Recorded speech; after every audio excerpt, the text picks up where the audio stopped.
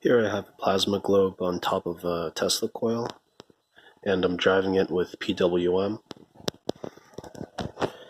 Right now I'm using a frequency of 22 kilohertz with a duty cycle of 1 minus 34%, so about 64%, 66%.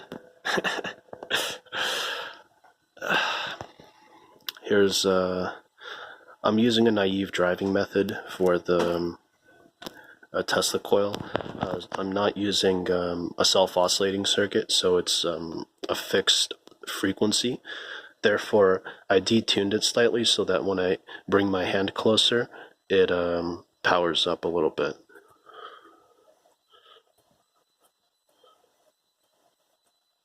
So when I bring my hand closer, the resonance frequency of the secondary drops to the actual, closer to the actual oscillator frequency.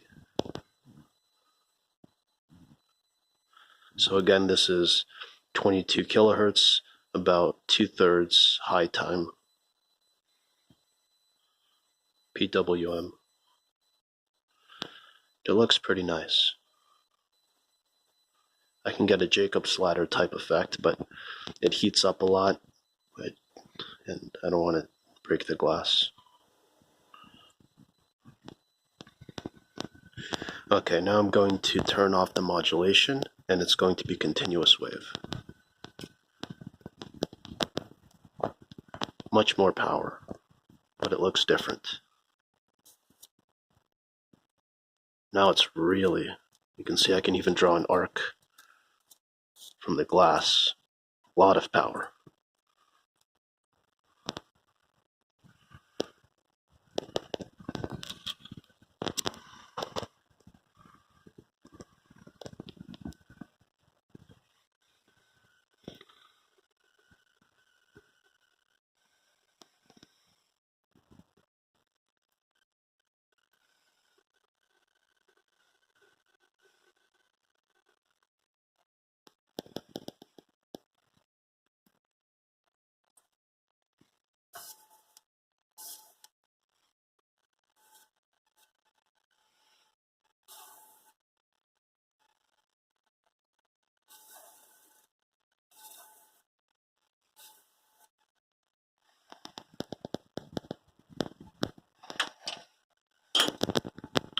Right now it's drawing about 1.74 amps at 63 volts.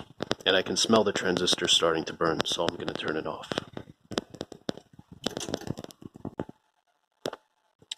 Alright, here it is with the light on. Here's the can. Here's the secondary coil. The primary coil. Here's the circuit. I'm using a half bridge with a fixed frequency oscillator. It's not actually, well, it's adjustable with this, but there's no feedback, so I have to manually adjust it to the resonant frequency of the coil, and it doesn't change when the resonant frequency changes.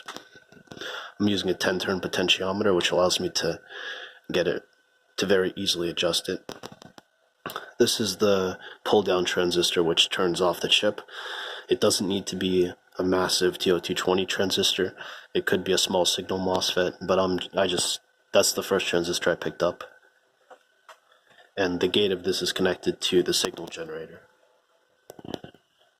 So to switch from, since here's the circuit, the schematic.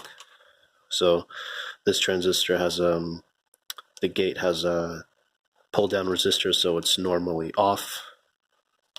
So all I have to do to go from PWM to continuous wave is just turn off the signal generator.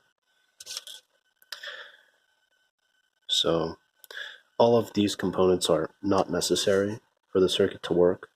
The requirements on the transistors are very low in this circuit. I could probably go completely without the snubber networks and the ZVS and the Zener diodes, but I like to put them on whenever I'm experimenting, just so that I don't blow up MOSFETs. This voltage is completely arbitrary. It's basically the highest voltage I can get from my power supply. with the two outputs in series.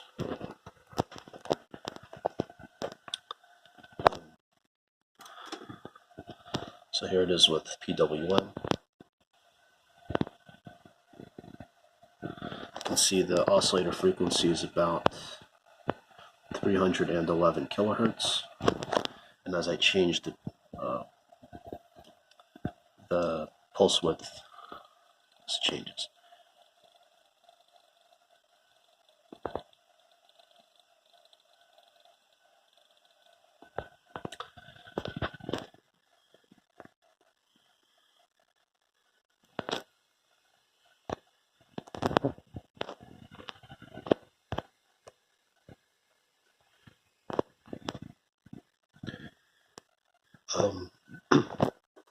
Another thing I wanted to mention is that people often make a big deal about not building circuits on breadboards because certain circuits require ground planes. Sometimes just tying the two, if you like, two rails together at multiple locations is good enough, or tying two locations that you need to be very well connected together with a few different wires at different locations. That's often good enough for low frequency circuits, and it's necessary for this circuit. Alright, that's all I wanted to show.